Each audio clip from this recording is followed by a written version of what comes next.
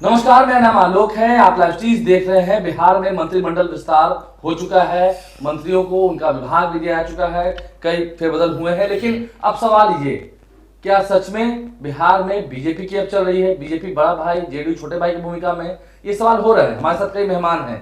मनीष जी हैं, JDU IT cell के प्रदेश अध्यक्ष हैं, बहुत स्वागत है। आजू खान जी हैं, आरजेडी के प्रदेश प्रवक्ता हैं, बहुत स्वागत है। डॉक्टर सुनील हैं, आई स्पेशलिस्ट हैं, पॉलिटिकल एनालिस्ट हैं, बहुत स्वागत है सर आपका। हम सभी मेहमानों का स्वागत करते हैं, सभी से उनकी बात जानेंगे। सभी अपनी बात शुरू में संक्षिप्त में रखेंगे, फिर हम धीरे धीरे करके एक एक सबके पास जाएंगे।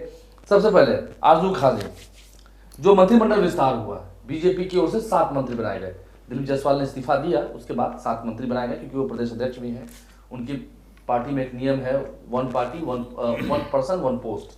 ठीक है, लगता है कि अब जेडीयू की नहीं चल रही है, क्योंकि ठीक है मंत्रिमंडल विस्तार में पहले जेडीयू कोटे के कई मंत्री हैं, लेकिन जेडीयू की जो भूमिका है वो धीरे धीरे घट रही है, या बीजेपी धीरे धीरे साम्राज्य अपना फैला रही है?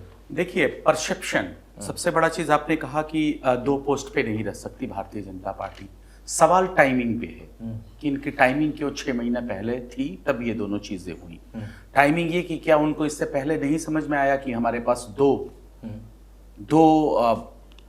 पद है, किसी एक पद से त्याग करना चाहिए।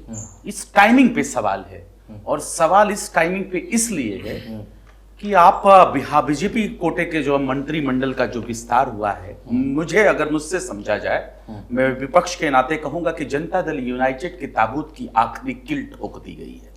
और वो इसलिए ठोक दी गई है कि जब ये दोनों सत्ता में जो मौजूद है, भारतीय जनता पार्टी और जनता दल यूनाइटेड, आज तक कोई कुर्मी समाज से कोई मंत्रिमंडल के विस्तार में कोई मंत्री नहीं बनता पाता। अब मैं वही, वो भी कुर्मी चेतना मंच के बाद उनको नेता बनाया, के बाद उनको नेता बनाता है, फिर मंत्रिमंडल विस्तार में उनका नाम डाल देता है। तो सबसे पहला बड़ा चोट कि अब भारतीय जनता दल यूनाइटेड के कुर्मी के भी नेता वो नीतीश कुमार जी नहीं रहे। दूसरा, आप 3 चीजें कहते थे, क्राइम, कम्युनलिज्म और करप्शन की बात करते थे। तीनों चीजों पे इन्होंने समर्थन कर दिया, किसको? हैंड्स अप कर दिया, हैंड्स ओवर कर दिया, किसको? भारतीय जनता पार्टी को। राजू सिंह करके एक है, एडीआर की मैं रिपोर्ट देख रहा था, 10 उनके ऊपर कुख्यात आपराधिक जो रिपोर्ट है वो दायर है। और कहीं ना कहीं जो अशोक चौधरी का मैं कल बयान सुन रहा था, तो अशोक चौधरी ने कहा कि ये इलेक्शन को देखते हुए किया गया है, जातीय चीज को, समीकरण को साधने की कोशिश की गई है। तो टाइमिंग इसलिए मैं कहता हूं कि मंत्रिमंडल का विस्तार 4.5 साल बाद, महज 6 महीने, तो 6 महीने यानी फिर से आप बिहार प्रदेश को लूटिएगा। आपने वही किया है, आज तक आप लूटते आए हैं, और इसी की वजह से हम कह रहे हैं कि बिहार हर चीजों में पूरे देश में सबसे पीछे है। और जनता दल यूनाइटेड के ताबूत में आखिरी कील ठोक दी गई है। नालंदा का भी मंत्री, नालंदा से भी कोई मंत्री नहीं होता था, श्रवण कुमार थे, क्या बात है? नालंदा से भी भारतीय जनता पार्टी ने फिर से कर दिया, और कुर्मी का भी नेता बना दिया। अब इनके हाथ में क्या? और सबसे बड़ा सवाल, वाजिब सवाल ये है, ये सवाल राष्ट्रीय जनता दल तो उठा ही रही है, इनके पुत्र खुद नीतीश जी के पुत्र निशांत उठा रहे हैं। और अभी परसों उन्होंने कहा कि एनडीए को घोषित कर देना चाहिए ऑन टेबल कि नीतीश कुमार जी चीफ मिनिस्टर, मुख्यमंत्री जो है बिहार के होंगे। अभी शक है, अभी शक उनके बेटे को है, और वो अपने बेटे का वो शक दूर कर दे जनता दल यूनाइटेड। बस एक मिनट, मनीष मंडल जी हैं, शुरुआत करेंगे आपसे। मतलब शुरुआत होने की है, अब आपकी बारी है। क्या लगता है, मतलब अगर हम बिहार के शब्दों में कहें तो क्या औकात बताई गई है? आपका कद छोटा किया गया है, या बीजेपी धीरे धीरे अपने पांव पसार रही है? नहीं, देखिए आलोक जी, किसी भी मंत्रिमंडल का एक्सपेंशन जब भी होता है, एक्सटेंशन जो होता है, वो एक रेगुलर एक्सरसाइज होता है गवर्नमेंट का, वो अपने हिसाब से करती रहती है। क्या एक्सरसाइज आप लोग कर रहे हैं? नहीं, मैं वही कह रहा हूँ कि वो गवर्नमेंट अपने समय के अनुसार अपने हिसाब से करती रहती है। और कुछ जिस मंत्रियों के पास, जिस माननीय मंत्री के पास 2 विभाग होते हैं, उनसे लेके एक्सटेंशन होता है तो उस मंत्री को दिया जाता है। जैसे कल 7 आपने देखा कि माननीय मंत्री ने शपथ लिया, और उनका जो है आज उनकी लिस्ट भी जारी हो गई कि कौन कौन से विभाग, हाँ, पोर्टफोलियो भी। आलोक जी, मेरा सवाल टाइमिंग को लेकर, बस बोले दीजिए, तो ओपनिंग रिमार्क्स रखने दीजिए, फिर मैं आप ही के बात पे आऊँगा। ठीक है, उसके बाद जहाँ तक बात ये है, टाइमिंग की बात इन्होंने कही, निश्चित तौर पर इस साल नवंबर में जाके हमारा चुनाव भी है, और अशोक चौधरी जी ने भी कहा, और मैं भी ये बात को मानता हूँ कि कभी भी हम लोग एक्सटेंशन करते हैं या किसी भी सांगठनिक परिवर्तन भी अगर होता है तो वो निश्चित तौर पे, क्योंकि बिहार में हमेशा से कास्ट बेस्ड पॉलिटिक्स होती रही है और सभी पॉलिटिशियंस जितने भी हैं या पॉलिटिकल पार्टी जितनी है सब उसको साधने की कोशिश करते हैं, इसमें कहीं कोई दो राय नहीं है। और इस बार भी जब हम लोगों ने एक्सटेंशन किया है तो उसमें पूरी तरीके से ध्यान रखा गया है कि अति पिछड़ा समाज से या मान लीजिए बहुजन समाज से, सभी समाज से, हमारे समाज से ये मंत्री का जो हमारे माननीय मंत्री हैं उनका ओथ ले। अब मैं हमारे जो पैनलिस्ट हैं उनकी बात पे आना चाहता हूँ। ये कह रहे थे कि एक भी कुर्मी समुदाय के मंत्री कभी बने नहीं है, तो मैं बता देना चाहता हूँ कि सरवन बाबू हमारे शुरू से ही मंत्री। जेडीयू से सर, बीजेपी से। अच्छा देखिए, अब बीजेपी में कोई व्यक्ति कुर्मी एकता रहे बीजेपी और उनको मंत्री बनाते हैं आप, देखिए तो उसको प्रमोट कर रही है ना। बीजेपी कोटे के मंत्री अगर मंटू जी हैं और उनमें लगा कि कैपेबिलिटी है तो क्यों नहीं बनेंगे। और मैं ये मेरा विशेषाधिकार नहीं है कि आप अगर मंत्री बनाना चाहते हैं, कोई पार्टी मंत्री बनाना चाहती है और मैं उनको रोक दूं, पहली चीज। दूसरी चीज, कृष्ण कुमार मंटू अगर जिसको बोल रहे हैं कि ये बात बोल रहे हैं मैं समझ रहा हूँ, जो हमारे राजद के सम्मानित प्रवक्ता हैं वो जो बात बोल रहे हैं वो मैं समझ रहा हूं कि वो क्या कोशिश कर रहे हैं, जो प्रायोजित करने की बात वो कर रहे हैं मैं वो बात समझ रहा हूं। अगर आप देखें आलोक जी, मुझे आपत्ति है, मैं प्रायोजित नहीं कर रहा हूं, एडीआर की रिपोर्ट में देख के बता रहा हूं, मैं इनकी बातों का खंडन करता हूं। नहीं, और एडीआर की रिपोर्ट निकालने और मैं राजू सिंह के ऊपर मैं बात कर रहा हूं। अरे सर, मैं कुछ और बोल रहा हूँ, यही आप सुन लीजिए ना। देखिए, पेशेंस बहुत आवश्यकता है। इसी पेशेंस नहीं रखे राष्ट्रीय अध्यक्ष लालू जी अपने बेटे को सीएम बनाने की कोशिश में आप सत्ता से बाहर हैं अभी आप, इसलिए पेशेंस बहुत जरूरी है। मैं ये कह रहा हूं कि जो आप इस चीज को एस्टेब्लिश करने की कोशिश कर रहे हैं कि मंटू को बीजेपी सह देके आगे कर रहे हैं, ये आप कहने की कोशिश कर रहे हैं, मैं समझ रहा हूं। कुर्मी एकता रैली का उनका भाषण उठा के देख लीजिए, वो गैर राजनीतिक गैर पॉलिटिकल वो था, सभा था, उसमें उनको फायदा मिला क्या मिला, बीजेपी पहले से चाहती थी उनको बनाना, मैं उनकी अपनी बात है, मैं उस पर बात नहीं करूंगा। लेकिन हर उनका स्टेटमेंट उठा के देख लीजिए, कृष्ण कुमार मंटू ने हर अपनी भाषण में, यहां तक कि मंत्री बनने के बाद भी जो पहला स्टेटमेंट में उनके साथ में था कल, और वो बोले कि हमारे नेता नीतीश कुमार है और वो एक नेता नहीं है, उनको विचारधारा है। और आज भी वो पहले जेडीयू के हमारे जिलाध्यक्ष रह चुके हैं, वो हमारे एमएलए रहे हैं, वो हमारे पार्टी के संगठन में देखे हैं वो, और आज भी जब वो अपने आवास से निकले तो सबसे पहले जेडीयू कार्यालय गए हैं, वहां कार्यकर्ता से मिले हैं, वहां उन्हें सम्मानित किया गया है, और उसके बाद वो बीजेपी गए तो उन्होंने वहां भी स्टेटमेंट दिया कि हम बीजेपी और जेडीयू को अलग अलग, हम एनडीए हैं और एनडीए के रूप में। आप अभी मंटू जी की बात करते हैं, पूरे एनडीए 5 प्रदेश अध्यक्ष एक साथ घूम रहे हैं, तो आप लेकिन तो है ना, पहले लोग बड़ा भाई बनते थे, फिर छोटा भाई है। नहीं, बड़ा भाई तो है ही, भाई में कहा दिक्कत है, लेकिन बड़ा छोटा तो कुछ भूमिका होगी। यहाँ कोई बड़ा छोटा नहीं है, यहाँ एनडीए और ये बड़े भाई रहे कहाँ? एनडीए के नेता, ये बड़े भाई कहाँ रहे? नेता भारतीय जनता पार्टी ने इनको एहसास दिला दिया कि हम बड़े पार्टी हैं। और ये देखिए, ये जो परिवर्तन है ना, जितने लोग कल मंत्रिमंडल का शपथ लिया उनसे पूछिए, इनसे पूछिए कि उनके पृष्ठभूमि पहले जदयू की रही है या बीजेपी की रही है। सारे जदयू के नेता प्लांट क्यों आ रहे हैं भारतीय जनता पार्टी? मुझे कंप्लीट कर लेने दीजिए ना। देखिए, बड़े भाई छोटे भाई हम एनडीए के तौर पे हैं और इंटैक्ट हैं, और उसके नेता नीतीश कुमार जी हैं, और सभी कल आप देख लीजिए जीवेश मिश्रा जी का स्टेटमेंट देख लीजिए, वो सीधे कह रहे हैं कि 2025 फिर से नीतीश और उन्हीं के नेतृत्व में लड़ेंगे। एक मिनट, अब इनकी बात करते हैं, आप भी हमारे साथ भले अमित शाह कन्नी काट लें सवालों से कि मुख्यमंत्री कौन होगा, उसके बाद आप कहते रहिए। अमित शाह भले अमित शाह कहते हैं कि पार्लियामेंट्री बोर्ड की बैठक में तय होगा, लेकिन आप तैयार हैं? नहीं, पार्लियामेंट्री बोर्ड में आप उनका स्टेटमेंट सही से कोट कीजिए। मैं चाहता हूं कि सही से कोट किया जाए। उन्होंने क्या कहा है? उन्होंने ये बोला कि ये this is the not the right platform जहां पे मैं आपको एनडीए की वो बात बताऊं। कहा था कि तो ये सब बातें ये जेडीयू तय करेगी अपने बिहाफ पे, ये बीजेपी तय करेगी, ये सब पार्टी तय करेगी, उसके बाद हम ये प्लेटफॉर्म नहीं, मैं उस स्टेटमेंट की बात कर रहा हूं। देखिए, नीतीश कुमार के नाम पे ना किसी एनडीए में किसी भी, आज उपेंद्र कुशवाहा जी का भी आप स्टेटमेंट आप ही तो किए हैं, आप ही तो आज उनका स्टेटमेंट लेके आए। किसी भी दल में कहीं भी हमारे नेता को लेके, उनके नेतृत्व को लेके, और आगे 2025 में हम उनके नेतृत्व के साथ चलेंगे। नेता हमारे पहले नीतीश कुमार मजबूरी थे, मतलब जरूरी थे, अब मजबूरी हो गए या लग रहा है बीजेपी कुछ गेम करेगी? आपका नजरिया क्या कहता है, आपका चश्मे से क्या कहता है? पहले तो मंत्रिमंडल विस्तार की जो बात कर लें, तो ये मंत्रिमंडल विस्तार ऐसे तो ये सैद्धांतिक रूप से मुख्यमंत्री जी का विशेषाधिकार है, लेकिन व्यवहारिक तौर पर गठबंधन धर्म में ऐसा होता नहीं है।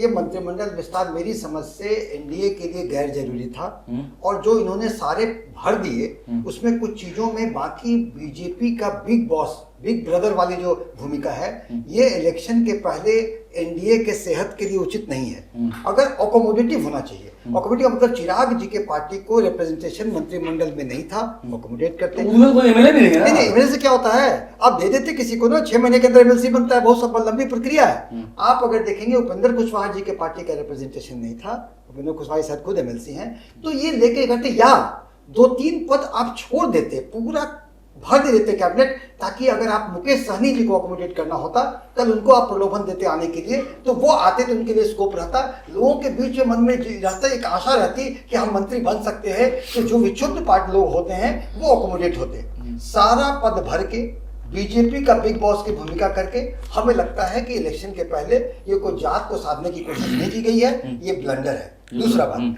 और जहां जात का, समाज का, एक तो देखिए आरजू खान जी बोलते हैं क्राइम की बात, देखिए क्राइम की बात पर बोलने का राजद को मॉरल राइट नहीं है, उसकी बात ना करें। और मनीष जी बोल रहे हैं कि हमने समाज का जातीय संतुलन बरकरार रखा है।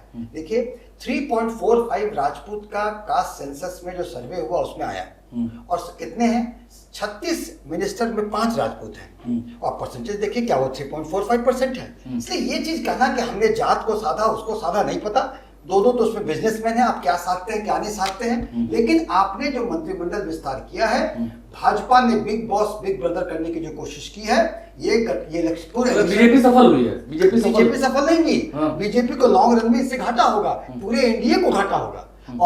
और इस पर बात पर जो वहां पर ये कह रहे हैं, जिस मुद्दे पर लड़ना चाहिए उस मुद्दे पर लड़ाई करके राजद वाले जो कर रहे हैं कि ये करना वो कर, देखिए सिंपल बात है, ये विशेषाधिकार उनका है, उन्होंने किया। नहीं, लेकिन तो आप मान रहे हैं डॉक्टर साहब, इस बात को मान रहे हैं, डॉक्टर साहब के पास ही आएंगे जब समझ रहे हैं, आप लोगों के पास मान रहे हैं जो आरजेडी कह रही है बार बार कि मतलब औकात बताने की बात है, जो हैसियत बताने की बात है, जो छल करने की बात, तो आरजेडी तो सही कर रही है, लोगों के बीच में वैसे सही दे रही है आरजेडी। अगर पिछड़ों की पिछड़ों की गोलबंदी आरजेडी ने कर ली उनके नाम पर, तो फिर इनकी सरकार बन जाएगी। आरजेडी कहीं तो दुखद बात है, आरजेडी पिछड़े अति पिछड़े की गोलबंदी कहाँ कर पाती है।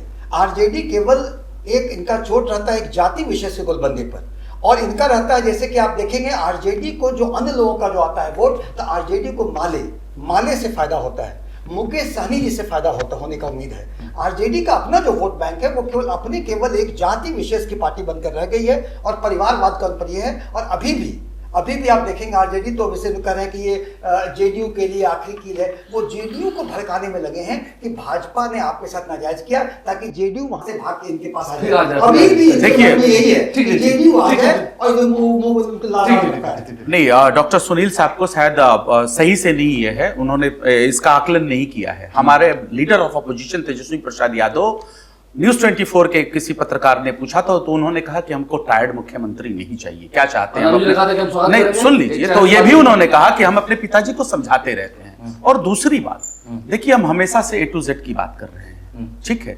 जातीय समीकरण जो साधने की बात जो हमारे ऊपर जो थोपी जाती है, जो ये मंत्रिमंडल विस्तार हुआ है, या तमाम जो पार्टियां हैं बिहार प्रदेश में, क्या वो नहीं करती हैं? सब करती हैं। A to Z की बात कर रहे हैं, हम तो कर रहे हैं ना, हम सबकी बात कर रहे हैं, लेकिन जिस तरीके से समीकरण साधने की कोशिश की जा रही है, ये चुनावी वर्ष के लास्ट में महज 5 से 6 महीने बचे हैं, इसमें कह रहे हैं, और हम गलत कहां कर रहे हैं? देश की पूरी मीडिया में ये चल रहा है कि बड़ा भाई हो गई भारतीय जनता पार्टी। हम उसी सवाल को, जो मुद्दे हैं उसी सवाल को अगर आप हमसे सवाल करते हैं तो एकदम छोटी भाई हो गई है, छोटी, अरे यही नहीं, आप जनता दल यूनाइटेड के कितने नेता थे जो प्लांट करके भारतीय जनता पार्टी में चले गए, सबसे बड़ा सवाल ये है। इसलिए हम कहते हैं कि भारतीय जनता पार्टी जो है जरूर इनकी सहयोगी है, लेकिन गठबंधन धर्म कहां निभाती है? नहीं निभाती है। और अगर इनको इतिहास से भी अगर सबक नहीं लेना है, अतीत से कुछ नहीं सीखना है, तो मत सीखे, ये एकनाथ शिंदे होंगे।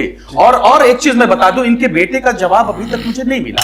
जो तीनों जो पैनलिस्ट हैं, निशांत जी के मन में वो आशंका कहां से आती है, उस आशंका को कौन दूर करेगा, और निशांत जी को आश्वस्त कौन करेगा, ये सबसे बड़ा सवाल है। और अगर निशांत जी ये सवाल उठाते हैं तो यह भी वाजिब है कि अगर पकड़ुआ मुख्यमंत्री नहीं है प्रदेश के नीतीश कुमार जी, तो वो उनको अभी जरूरत है निशांत की। और अगर निशांत नहीं आते हैं तो अगर इलेक्शन के बाद आते हैं तो ऑक्सीजन भी देने से उनका कोई काम नहीं। 1 मिनट में देखिए, ये बातें निशांत कुमार जी को हम लोग उनके शब्दों को नहीं तोड़े अभी, वो अभी गैर राजनीतिक व्यक्ति हैं, लेकिन एनडीए ने अनेकों बार विभिन्न स्तर पर यह स्पष्ट कर रखा है कि एनडीए के चेहरा माननीय नीतीश कुमार जी होंगे और 25 के बाद मुख्यमंत्री नीतीश कुमार जी होंगे। इसमें कोई कहां से अमित शाह ने तो नहीं, वो आप किसी देखिए शब्दजाल में मत जाइए, हाँ। उसके डिबेट में मत पड़िए। अनेकों बार कह दिया गया, यह स्पष्ट है। अब देखिए क्यों अब राजद के भाई क्यों कहते हैं इस पर करना, वो हमेशा चाहते हैं कि दो लड्डू लड़े, उससे बूंदी झरे, उससे राजद अपना पेट भरे। एकदम इससे नहीं कर सकते। एकदम नहीं इससे कोई मतलब एकदम नहीं। हम इतिहास से सबक सिखाना चाहते ठीक है, हैं। ठीक है। और जिस तरीके से मध्य प्रदेश में शिवराज चौहान के साथ हुआ, महाराष्ट्र के साथ हुआ, हम उस इतिहास को बताते हैं, इनके साथ भी होगा। उस इतिहास को बताने की कोशिश करते हैं। एकदम होगा, उसमें कोई शक नहीं। चलिए आप मनीष जी, मैं दो तीन चीजों पे सिर्फ बात रखना चाहूँ। सबसे पहले तो निशांत जी के स्टेटमेंट पे ही मैं उनकी थोड़ा सा दुविधा दूर कर देता हूँ। मैं बिल्कुल इत्तेफाक रखता हूँ अपने सुनील जी सर से कि देखिए, निशांत जी से पूछा गया था और लाइव सिटीज की पत्रकार हैं समरीन जी, वही पूछी थी कि आप पुत्र हैं और तो एज ए सन आपका क्या वो है कि आपके पिताजी ने काम किया है। तो उस जवाब में उन्होंने बोला कि निश्चित तौर पे मैं प्राउड तो फील करता हूं अपने पिताजी पे और मैं चाहूंगा कि पिताजी को क्या बोलते हैं एनडीए और अपनी पार्टी का भी नाम उन्होंने लिया। अपनी पार्टी जो है सीएम का बोले कि इनके उसमें होगा। तो वो एक गैर राजनीतिक बयान है, वो एक पुत्र का बयान है अपने पिता के लिए, ठीक है, वो राजनीतिक बयान नहीं है। एक भी स्टेटमेंट मुझे उठा के दिखा दीजिए पांचों दल में से किसी भी एक व्यक्ति ने ये बोला है कि हमारी पार्टी का नेता, हमारी पार्टी का नेतृत्व, एनडीए का नेतृत्व और एनडीए का चेहरा माननीय मुख्यमंत्री जी नहीं होंगे, पहला चीज।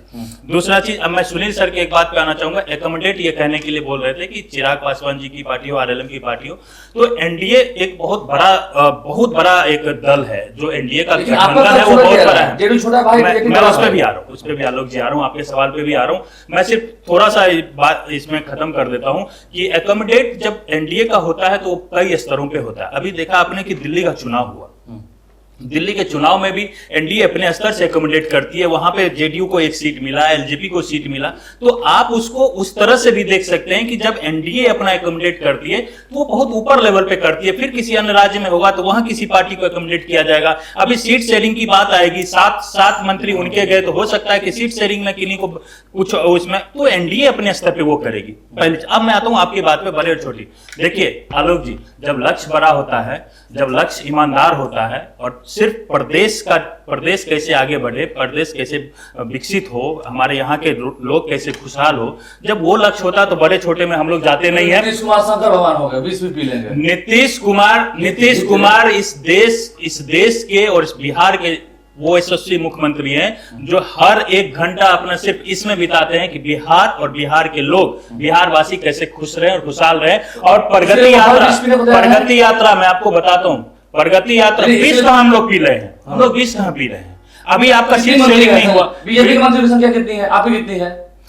कितनी है? 14 आपकी है, 14 हमारी है, 13 हमारी है, एक सुमित सर है, 14 है, हाँ। एक 21 उनके हैं और एक हम के हैं। हाँ तो क्या दिक्कत है इसमें? क्या दिक्कत? 43 दल का पार्टी होने के बावजूद भी जब पहले चरण में, मेरी बात पूरी सुनिए, पहले चरण में जब शपथ ग्रहण हुआ था तो उस समय किसी ने ये बात नहीं बोली थी कि सिर्फ 43 सीट होने के बावजूद भी उतना ही मंत्री नीतीश जी के भी पार्टी का शपथ ग्रहण लिए और उतना ही बीजेपी का भी लिया। मैं अब ये बात खत्म कर रहा हूँ। वो कह रहे हैं कि आपको धोखा मिलेगा, बीजेपी जैसे सब पार्टी के साथ छल करती है आपके साथ। हम 19 साल से अपने इस पुराने गठबंधन के साथ में हैं सर, हमें कोई धोखा नहीं मिलता और हम अपने शर्तों पे बिहार का विकास करते हैं। हमारे नेता वो पहले नेता हैं जिनको अगर वो लगता है कि गठबंधन में भी किसी दल का कोई विचारधारा हमसे मैच नहीं करता है तो हम वोकल होते हैं, हम उनको बोलते हैं सामने से। कई सारे उदाहरण आपके सामने, मैं आपके यहाँ नहीं बोलना चाहूंगा, कई सारे उदाहरण हमारे नेता ने बोला है कि ये चीज हमारे प्रदेश में जरूरत नहीं है, ये हमारे सरकार की जरूरत है। आलोक जी, सबसे बड़ी चीज तो जनता दल यूनाइटेड के जो प्रवक्ता है वो कह रहे विचारधारा की बात। आपकी तो कोई विचारधारा नहीं है, मैं बड़ी ईमानदारी से कहता हूं। नहीं, मैं बता रहा हूं, इनका हर जगह सुनिएगा नहीं है। अब सुनिएगा, आप उसी विचारधारा के साथ 2 बार 3 बार साहब प्रदेश का मुख्यमंत्री कहेगा कि मुझे बताया जा रहा है तो मैं क्या करूंगा? मैं क्या करूंगा? जवाब सुन लीजिए, आप जवाब सुन लीजिए ना, अरे आप जवाब सुन लीजिए कि विचारधारा है बिहार प्रदेश में राष्ट्रीय जनता दल है जो कि कभी भारतीय जनता पार्टी के साथ नहीं जाएगी। आपकी क्या विचारधारा है? जेडीयू के साथ तो गए। अरे प्रदेश का मुख्यमंत्री आया कहे कि मुझे दबा रही है भारतीय जनता पार्टी, तो हम ये- क्या करेंगे? और दूसरी ये आप बात, सही बोल मेरे रहे हैं। सवाल का जवाब प्रदेश का सुन लीजिए। मुख्यमंत्री अब आया, मेरे इनके अब मुझे पास सुन ये लीजिए, दीजिए। अरे खुद उनका बयान है। अभी तक लालू जी अरे- दरवाजा खोल के बैठे हुए सुन आपके लीजिए, परिवार में सुन बदलाव हो गया। लीजिए, सुन लालू जी लीजिए। के स्टेटमेंट अरे में मनीष जी आपके सुनिए परिवार ना, में बदलाव मनीष जी सुनिए ना, आप ठीक क्यों है। दबाना चाहते हैं? आपको सर। आपको तो ये याद है कि एनडीए के जितना खेमा है वो कह रही है कि हम नीतीश कुमार जी को मुख्यमंत्री मानते ठीक हैं, है। लेकिन एक सवाल नहीं छुपा देते हैं बड़ी ईमानदारी के साथ। अरे ये क्या कहते थे विजय सिन्हा जी अभी कुछ दिन, अटल जी की ये थी सपना था कि एक ही दिन के लिए अगर बिहार का मुख्यमंत्री कोई बने तो भारतीय जनता पार्टी से बने। अश्वनी कुमार चौबे क्या कहते थे कि इस बार भारतीय जनता पार्टी का कोई चेहरा होना चाहिए, हमारे दल से होना चाहिए जो कि मुख्यमंत्री हो। ये मैं नहीं कहता, ये भारतीय जनता पार्टी के लोग कहते हैं, इस चीज को भी आप नहीं कहते हैं। और दूसरी बात, आप विकास विकास विकास की बात करते हैं। मेरे 6-7 आपसे काउंटर सवाल हैं। बिहार के किसानों की आय देश की सबसे कम क्यों है? आप ये मुझको सवाल का जवाब दीजिए। आप कितने काम करने के बाद बिहार में साक्षरता दर सबसे कम क्यों है? जब अगर आप इतना काम करते हैं तो 20 वर्ष से शासन काल में आप हैं, गरीबी और बिहार बेरोजगारी में अव्वल क्यों है? नहीं, और एक चीज और ये प्रोटेक्ट करते हैं भारतीय जनता पार्टी को। बीच में जो आप कह रहे हैं कि 20 साल से गरीबी है, तो बीच में वो 34 महीना निकाल दीजिएगा, 2 बार थोड़ा उछाल आया होगा, बीच में फिर घट गया होगा। जब आप थे तो थोड़ा सा उछाल आया होगा। मैं एकदम ईमानदारी से कह रहा हूं, उछाल आए। और जो आज सपने जो देख रहे हैं ना युवा, नौकरी और रोजगार की जो बात होती है, वो महागठबंधन की सरकार से ये नजर शुरू हुई है। और सुन लीजिए, ये जिस भारतीय जनता पार्टी को प्रोटेक्ट करते हैं, उसी भारतीय जनता पार्टी के हम सब के आदरणीय प्रधानमंत्री क्या कहते 2014 में मोतिहारी में आए थे और कहते कि हम चीनी मिल चालू करवाएंगे मोतिहारी का और इसी चीनी का चाय पिएंगे मोतिहारी में आके। 2025 आगे वो चीनी मिल तैयार नहीं हुई, खुली नहीं, और नवादा और कितने जगह पे वो चीनी मिले हैं, वो कब आप शुरू करवाइएगा? ये बताइएगा, ये सारी चीजें बताइएगा। हाल में क्या है? सवाल करना इतना हाल ही में क्या है? नहीं, मोतिहारी की बात उनकी कर रहा था। मोतिहारी में चीनी मिल का उन्होंने बात बोला, जो मोतिहारी में नहीं बोले थे कि इतने ग्रीनफील्ड एक्सप्रेसवे होंगे, इतने हमारे बिहटा का क्या हुआ? वो जब हो बिहटा गया अभी तो तक उस बना पे या नहीं बना? 2021 में वो तैयार होना था। 2021 में तैयार होना था, बिहटा बना नहीं। 2 ग्रीनफील्ड की घोषणा हो गई। अरे 2 ग्रीनफील्ड की घोषणा हो गई, आपने 3, आप पहले से 3 जो एम्स दे चुके थे बिहार को, उसका क्या हुआ? विकास की बात करना राजद के मुखारविंद से शोभा नहीं देती है। क्यों? तो नौकरी की बात कर रहे हैं। नहीं, वो नौकरी की बात अगर कर लें तो नौकरी आप जब मुख्यमंत्री का शासनकाल होता है तो नौकरी नीतीश कुमार जी देते हैं। ये कब से हो गया? हाँ, तेजस्वी यादव जी ने रिपीटेटिव होकर के ये नैरेटिव क्रिएट करने में आंशिक सफलता रही कि नौकरी मतलब तेजस्वी यादव। डॉक्टर साहब कि नौकरी डॉक्टर मतलब साहब। नीतीश कुमार। दूसरी बात, मैं मंत्रिमंडल विस्तार पे फिर आऊंगा। अगर अच्छा होता कि 1-2 पद खाली रखते, कि ये लगता कि अगर मुकेश सहनी जी को मुख्यमंत्री का घोषणा नहीं किया गया, अगर वो भाग के आते तो अकोमोडेट करने का स्कोप रहता, लेकिन ये करके बंद करके हमें लगता है कि कोई बुद्धिमत्ता का परिचय नहीं है। ठीक है, दोनों तरफ से क्या गलतियां हुई क्या नहीं हमने आपको बताया। बहुत शुक्रिया, आज के लिए इतना ही रखते हैं। आप हमारे चैनल को सब्सक्राइब कर लें। देखना ये है, इस साल लहर तो चलेगी, कस कर लहर चलेगी। तेजस्वी लहर चलेगी या एनडीए की लहर चलेगी, तो जनता बताएगी, जनता के वोट बताएगी। और लोकतंत्र का महात्योहार भी इस साल बिहार में होना है, देखना होगा। आप लाइव से बने रहे। बहुत शुक्रिया आप सभी मेहमानों का हमसे जुड़ने के लिए। हमारे चैनल को सब्सक्राइब कर लें, साथ साथ फेसबुक पेज लाइक करें। इसके अलावा एक्स हैंडल पर लाइव से फॉलो करें। धन्यवाद, बहुत बहुत धन्यवाद।